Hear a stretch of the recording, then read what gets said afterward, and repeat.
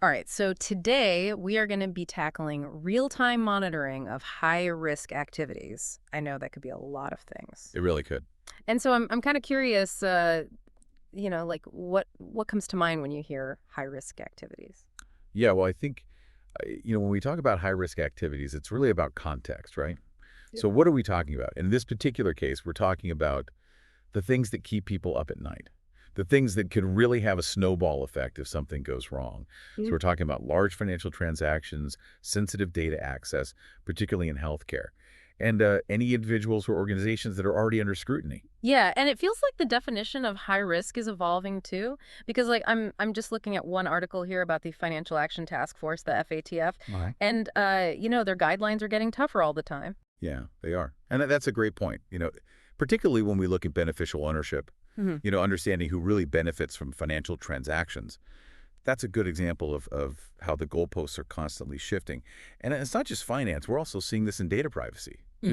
GDPR, CCPA, it's a whole new ballgame. Yeah, it's a whole new ballgame. And then on top of that, we have all the new vulnerabilities being introduced by technology. So that's cyber attacks, data breaches, system failures. I mean, how do we even begin to like wrap our heads around monitoring all of this stuff in real time? It's a great question. Yeah, and I think the sheer volume of data that we're dealing with these days can feel very overwhelming. But the good news is that we're not flying blind here.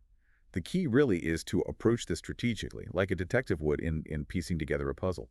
Okay, so walk me through that. Like, what's step one in building this detective's toolkit? Yeah, so step one is really to build a very solid risk-based framework. Think of it like a triage system for your organization. You can't monitor everything all the time, so you need to really prioritize what are the activities that could have the biggest impact if something goes wrong, and which ones are most likely to happen. So instead of trying to boil the ocean, we just zero in on the areas where like things could really go boom. Exactly. I like that analogy. Exactly right. And the good news is we're not limited to gut feeling anymore. We have tools like risk heat maps and scorecards that help us visualize this. They help us rank these activities based on their likelihood and their impact. So it's really all about focusing our resources where they matter most. That makes a lot of sense. But even then, we're talking about a ton of data. I mean, like no Right. human could keep up with that, right? That's right.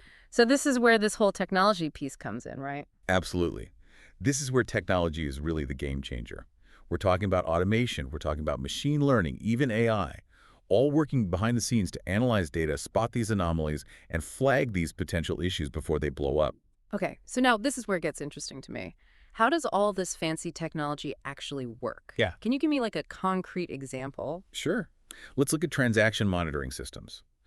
So these systems can analyze mountains of financial data. They can look at things like transaction amounts, timing, location, customer profiles, and they look for patterns that might indicate money laundering, fraud, or other illicit activities. So it's not just about catching the bad guys, it's about preventing things from going sideways in the first place. Exactly right. Yeah. And the power of these systems really is in their ability to learn and adapt. So machine learning algorithms can actually analyze past data to identify these patterns and then use those patterns to detect any unusual activity in real time. So it's almost like you have a superpower detective who can see these connections and these red flags that a human might miss. But hold on. If it's doing that, doesn't that mean we're constantly bombarded with alerts?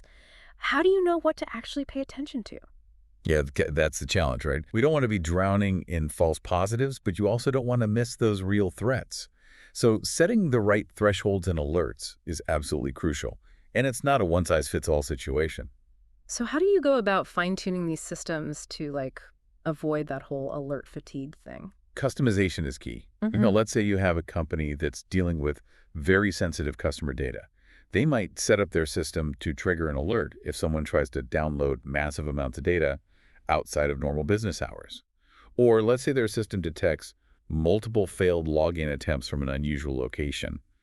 Those are the kinds of things that could be red flags. It's like setting up tripwires in the most vulnerable areas, but making sure they're sensitive enough to like catch the real intruder, not just like go off every time a squirrel runs by. I like that analogy. And it's not just about the tech itself. The human element is so critical here. You need a team that's trained to interpret these alerts, to investigate potential issues, and to escalate things appropriately. Okay, that makes a lot of sense. But let's be honest, all of this sounds incredibly complex and resource intensive. I imagine some people listening to this are thinking, Well, this is all well and good for like the big companies with deep pockets. But what about the rest of us? It's a fair point. Yeah. I mean, real-time monitoring does require investment, both in terms of the technology and the people. But the cost of not doing it can be far greater, Mm-hmm. especially if you're in an industry with strict regulations or if you're dealing with highly sensitive data. I guess what I'm getting at is how do we strike a balance? Like, how do we know if real-time monitoring is really worth it for our specific situation? Yeah, you have to weigh the cost and benefits, right? Yeah. So think about the potential consequences of a high-risk event actually happening on your watch. What would that mean for your organization? What would it mean for your customers?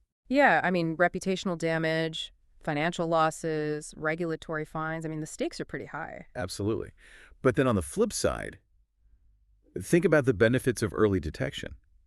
What if you could spot a fraudulent transaction before any money actually goes out the door? Mm. What if you could identify a data breach before it becomes a major headline? Oh, yeah. That could be a game changer. So it's not just about avoiding the worst case scenario. It's also about like seizing these opportunities to actually improve security and efficiency. Precisely. It's not just about playing defense. It's about gaining that competitive edge, being proactive, being agile in a world that's constantly changing. Okay, so let's say somebody is listening to this and they're convinced. They're ready to take the plunge. Where do they even begin with all of this? So the first step, and this is crucial, clearly define what high risk actually means for your organization.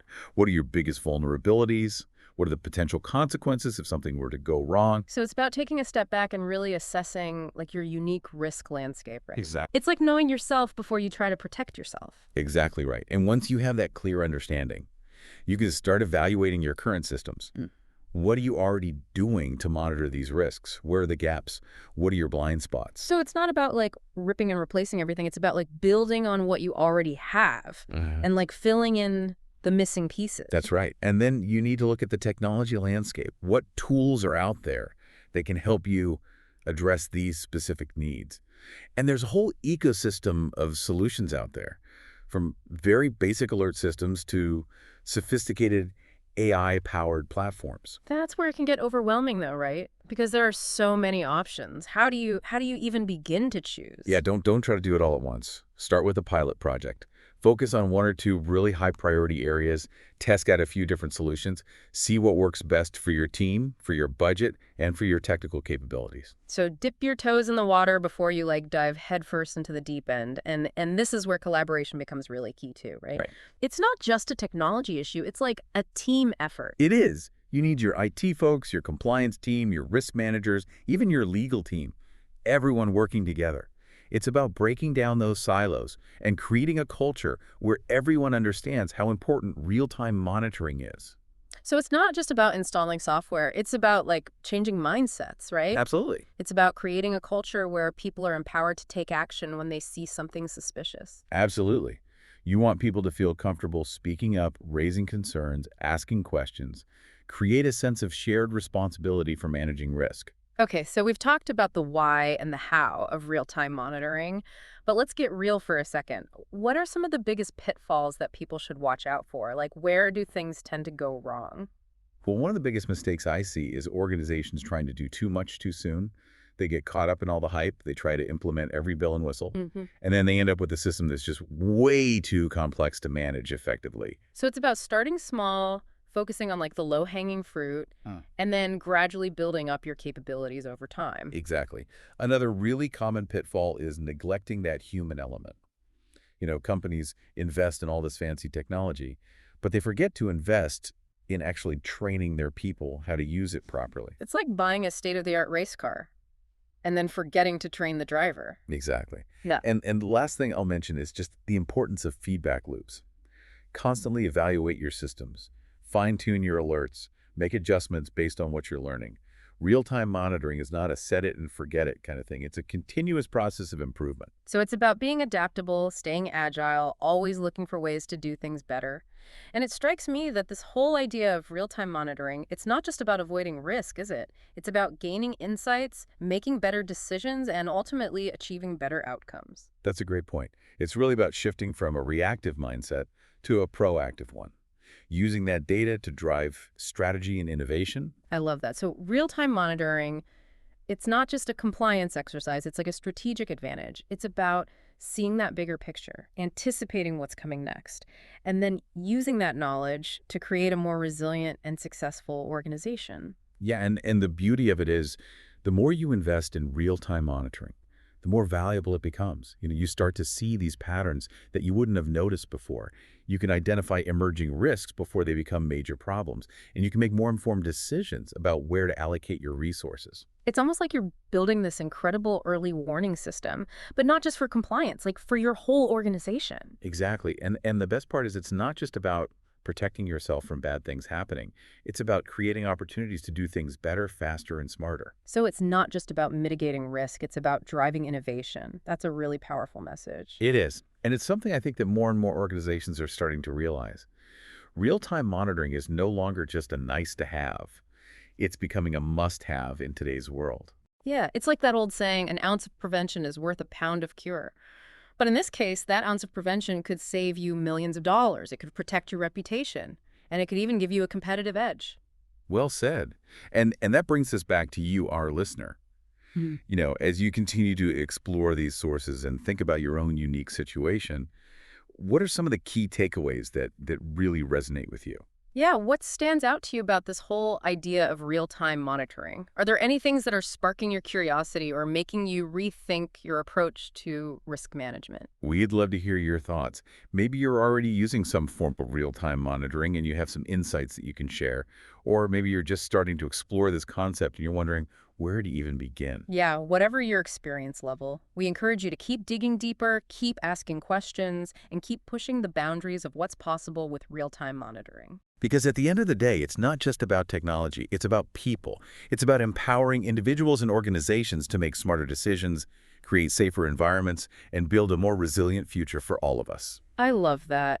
And on that note, I think it's time for us to wrap up this deep dive. It's been a pleasure exploring this topic with you and with our listener. Absolutely. And to you, our listener, thank you so much for joining us on this journey. We hope you found this deep dive informative, thought-provoking, and maybe even a little bit inspiring. Remember, real-time monitoring is not about creating a world of constant surveillance. It's about using the power of information to make our world a safer, more secure, and more prosperous place for everyone. So stay curious, stay engaged, and keep diving deep. Until next time.